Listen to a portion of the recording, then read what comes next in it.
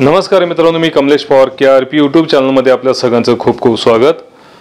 मित्रांनो, KRP YouTube चॅनलच्या माध्यमातून अनेक विषय मी तुमच्यासमोर मांडण्याचा प्रयत्न करत आहे आणि प्रत्येक विषय महत्त्वाचा असतो, परंतु विषय समजून घेण्यासाठी तुम्ही व्हिडिओ जो आहे हा शेवटपर्यंत पाहणं गरजेचं आहे. जर तुम्ही शेवटपर्यंत नाही पाहिला तर तुम्हाला याचा अर्थ तुमच्या लक्षात येऊ शकणार नाही. मित्रांनो, तर हा व्हिडिओ तुम्ही शेवटपर्यंत पहा, याचा नक्कीच तुम्हाला अर्थ समजेल. मित्रांनो, आपल्या जीवनामध्ये अनेक संधी आपल्याला प्राप्त होत असतात, परंतु ती संधी कोणती आहे, कशी आहे, या संधीचा आपल्याला लाभ कसा घेता येईल हे माहिती असणं किंवा जाणून घेणं खूप गरजेचं ठरतं. मित्रांनो, आपण गोष्टीच्या माध्यमातून संधीचं सोनं कसं करायचं किंवा संधी आलेली असते ती गमावल्यानंतर त्याची परिस्थिती काय होते हे आपण गोष्टीच्या माध्यमातून समजून घेणार आहोत. मित्रांनो, गोष्ट असते एका राजाची. एका राजाला खूप शिकार करण्याची आवड असते आणि खूप तो शिकार करण्यामध्ये एक्सपर्ट असतो. आणि एके दिवशी त्याला शिकार करायचे असते आणि शिकार करण्यासाठी पूर्ण तयारीनिशी राजा काय करतो, घोड्यावर बसून जंगलाच्या दिशेने शिकार करण्यासाठी जात असतो. जात असताना रस्त्यामध्ये राजाला हरिण दिसतं. हरिण दिसल्यानंतर त्या हरणाचं पाठला करत राजा काय करतो, वेगाने घोड्याला पळवत असतो. आणि हरिण चपळ असतं. हरिण त्याच्याही पेक्षा जास्त वेगाने जंगलाच्या दिशेने धावत असतं आणि त्याचा पाठलाग करत राजा त्याच्या पाठीमागे धावत असतो. तर मित्रांनो, असं करत करत हरिण जंगलाच्या दिशेने धावत असतं आणि शेवटी जंगलामध्ये हरिण दिसेनासं होतं. आणि राजा काय करतो, त्या पाठीमागे धावत धावत धावत जातो आणि हरणाचा शोध घेण्याचा प्रयत्न तो करत असतो. परंतु जसं जंगलाच्या दिशेने राजा जात असतो तसं अंधार पडत चाललेला असतो. मित्रांनो, वेळ उशीर झालेला असतो आणि अंधार पडत असतो. आता अंधार असल्यामुळं राजाला हरिण दिसेनासं झालं. मग शेवटी राजा काय करतो, नाईलाज असतो, एका झाडाखाली थांबतो जंगलामध्ये आणि तिथंच खाली झाडाखाली घोड्याला तिथं थांबवतो आणि स्वतः राजा काय करतो, झाडावरती चढून बसतो. कारण काय, जंगल आहे, जंगलामध्ये हिंस्त्र प्राणी असतात. त्या भीतीनं राजा काय करतो, झाडावर जाऊन उंच बसतो. झाडावर बसल्यानंतर इकडे तिकडे पाहत असतो राजा. तेव्हा राजाला एका ठिकाणी शेकोटी पेटलेली दिसते. एका ठिकाणी शेकोटी पेटलेली दिसते.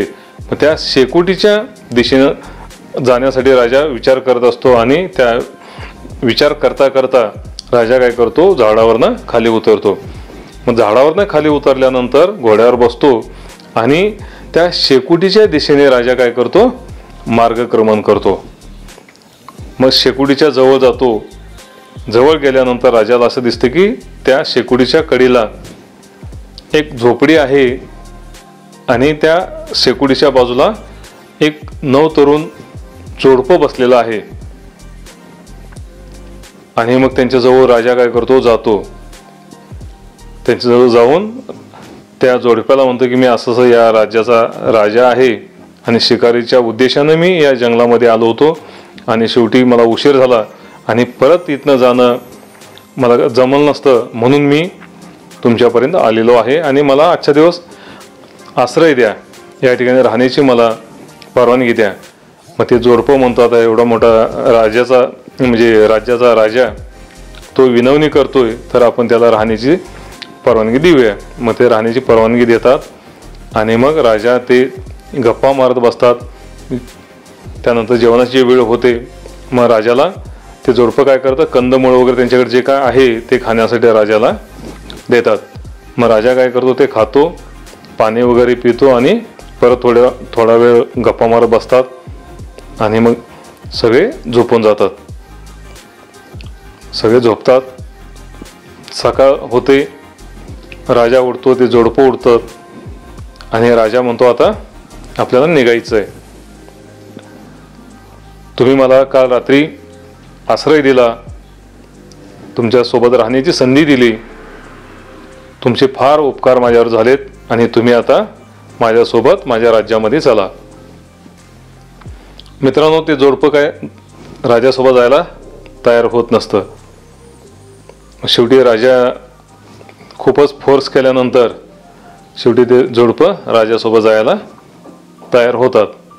मग मित्रांनो, जंगलाच्या बाहेर जाण्याच्या रस्त्याने तिघही जातात. मग जंगल क्रॉस होतो किंवा जंगल पार केल्यानंतर जंगलाच्या बाहेर आल्यानंतर राजा त्या जोडप्याला म्हणतो, तुम्ही या ठिकाणी थांबा, तुम्ही या ठिकाणी थांबा आणि समोर दिसणारा जो 10-12 एकराचा जो प्लॉट आहे ज्याच्यामध्ये चंदनाची झाडं लावलेली आहेत, याचा तुम्ही सांभाळ करा.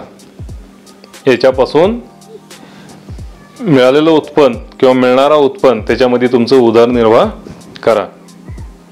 मग ते जोडपं म्हणतं, ठीक आहे महाराज, तुम्ही गेला तरी चालू शकेल. मग राजा काय करतो, त्याच्या राज्याच्या दिशेने घोड्यावर बसून निघतो. मग हे जोडपं इथंच मग त्यांचं झोपडे वगैरे बांधतात आणि त्याच ठिकाणी ते राहायला सुरुवात करतात. मग बरेच दिवस असं उलटून जातात. मग राजाच्या लक्षात येतं की अरे, आपण एका जोडप्याला एक 10-12 एकराचा प्लॉट, आपण ज्या प्लॉटमध्ये चंदनाची झाडं लावलेली होते, तो प्लॉट आपण त्यांना दिला आहे. तर चला तर पाहूया आपण त्यांनी काय प्रगती केलेली आहे किंवा काय उन्नती त्यांच्यामध्ये झालेली आहे हे पाहण्यासाठी राजा त्या जंगलाच्या दिशेने निघतो. मग त्या प्लॉटच्या दिशेने राजा जातो, जवळ जातो, बघतो तर त्या ठिकाणी वेगळंच, त्या ठिकाणी चंदनाचं एक देखील झाड नाही, फक्त तिथे एक झोपडी दिसते.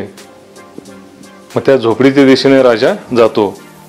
जसं राजा तिथे जवळ येतो तसं त्या जोडप्याचं लक्ष त्या राजावरती किंवा नजर त्या राजावरती पडतं त्यांचं, आणि लगेचच मग ते जोडपं बाहेर येतं आणि त्या राजाचे पाय पकडतात आणि म्हणतात, तुम्ही दिलेल्या प्लॉटमुळं आमचं उदरनिर्वाह चांगल्या पद्धतीनं आम्ही केलेला आहे.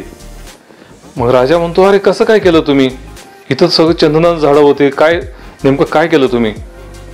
तर ते जोडपं म्हणतं, आम्ही चंदनाचे झाडं तोडली, त्याला आम्ही जाळलं, त्यापासून कोळसा तयार केला आणि तो कोळसा मार्केटमध्ये नेऊन विकला आणि त्याच्या बदल्यात जे आम्हाला धान्य मिळालं, पैसे मिळाले, त्याच्या बदल्यात जे काही मिळालं आम्हाला, त्यात आमचं उदरनिर्वाह चांगल्या पद्धतीनं आम्ही केलो.